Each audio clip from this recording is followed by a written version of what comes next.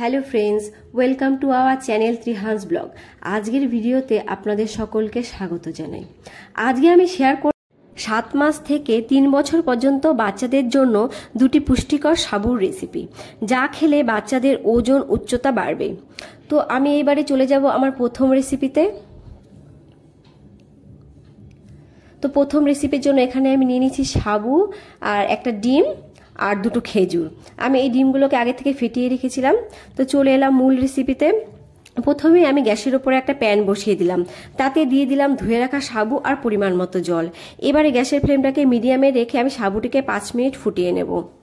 সাবু 5 মিনিট ফুটে গেলেই আমি এখানে দিয়ে দেবো ফেটিয়ে রাখা ডিম। তো ফিরে আসলাম 5 মিনিট পর।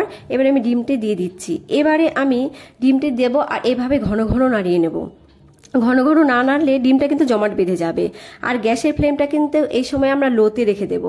আর বাচ্চার বয়স যদি 8 মাস হয়ে থাকে তাহলে আপনারা কিন্তু ডিমের সাদা অংশটা বাদ দিয়ে শুধু কুসুমটা ব্যবহার করবেন। আর এইভাবে নেড়ে চেড়েই আমি খানিকক্ষণ ফুটিয়ে নেব। খানিকক্ষণ ফুটে গেলেই আমি এখানে দিয়ে দেবো খেজুর। আমি কিন্তু আগে থেকে দুটো খেজুরকে গরম জলে 2 ঘন্টা ভিজিয়ে রেখেছিলাম আর তারপরে আমি ছাঁকনিতে ঘষে নিয়েছি।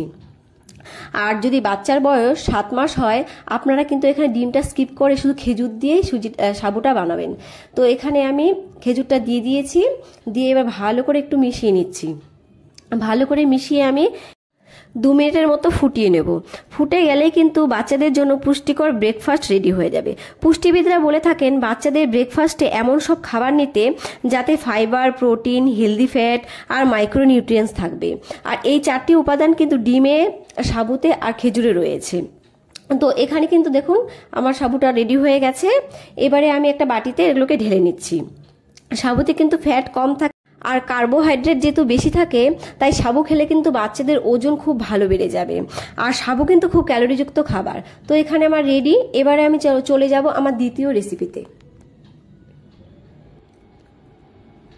তো দ্বিতীয় রেসিপির জন্য আমি এখানে নিয়েছি সাবু, চিয়া সিড আর ফর্মুলা মিল্ক। আমি চিয়া সিড আর সাবু কিন্তু ওভারনাইট ভিজিয়ে রেখেছিলাম।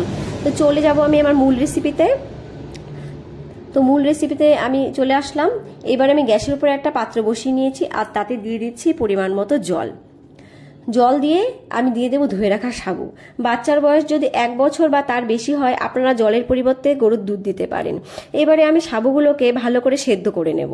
যেহেতু ওভারনাইট আমি সাবু ভিজিয়ে রেখেছিলাম, তাই কিন্তু সাবু সেদ্ধ হতে খুব একটা টাইম নেবে না। আর সাবুটা সেদ্ধ হয়ে গেলেই আমি এটা নামিয়ে নেব। আমি এই রেসিপির জন্য চিয়া সিড নিয়ে নিয়েছি। চিয়া সিড কিন্তু বাচ্চাদের 10 মাস হলে আপনারা খাওয়াতে পারেন। আর চিয়া সিডে রয়েছে প্রচুর পুষ্টিগুণ, তাই কিন্তু চিয়া সিডকে সুপার ফুড বলা হয়। আর চিয়া সিডে রয়েছে ক্যালসিয়াম, ম্যাগনেসিয়াম, যা বাচ্চাদের হাড় ও দাঁত মজবুত করতে সাহায্য করে। তো দেখুন এখানে আমার সাবুটা প্রায় সেদ্ধ হয়ে গেছে। বাচ্চার বয়স যদি 1 বছর বা তার বেশি হয় তাহলে এই পর্যায়ে কিন্তু আপনারা গুড় বা মিছরি অ্যাড করতে পারেন। এবারে আমি সাবুটা নামিয়ে নেব। নামিয়ে নিয়ে আমি সাবুতে অ্যাড করে দেব 1 চামচ পরিমাণে চিয়া সিড আর অল্প ফর্মুলা মিল্ক। এই দুটো আমি ভালো করে মিশিয়ে নিলেই কিন্তু বাচ্চাদের পুষ্টিকর ব্রেকফাস্টটা রেডি হয়ে যাবে। এছাড়া চিয়া সিডে কিন্তু রয়েছে ওমেগা 3 ও DHA, যা বাচ্চাদের ব্রেন ডেভেলপমেন্ট করতে খুবই গুরুত্বপূর্ণ কাজ করে আর যা বাচ্চাদের মেধাবী করতে সাহায্য করে। এছাড়া কিন্তু রয়েছে antioxidant, fibre, vitamin, iron. Antioxidant কিন্তু বাচ্চাদের রোগ প্রতিরোধ ক্ষমতা গড়ে তুলতে সাহায্য করে আর আয়রন বাচ্চাদের হিমোগ্লোবিনের মাত্রা ঠিক রাখতে সাহায্য করে। তো এখানে আমার রেসিপিটা তৈরি হয়ে গেছে। চিয়া সিডে রয়েছে প্রচুর পরিমাণে ফাইবার, যা বাচ্চারা খুব সহজেই হজম করতে পারে আর বাচ্চাদের কিন্তু কোষ্ঠকাঠিন্য দূর করতে সাহায্য করে। তো আমার ভিডিওটা যদি ভালো লেগে থাকে আমার ভিডিওটাতে একটা লাইক করে দেবেন আর চ্যানেলটাকে সাবস্ক্রাইব করে দেবেন। ভালো থাকবেন আর বাচ্চাদের ভালো রাখবেন। দেখা হবে নেক্সট ভিডিওতে। Bye bye.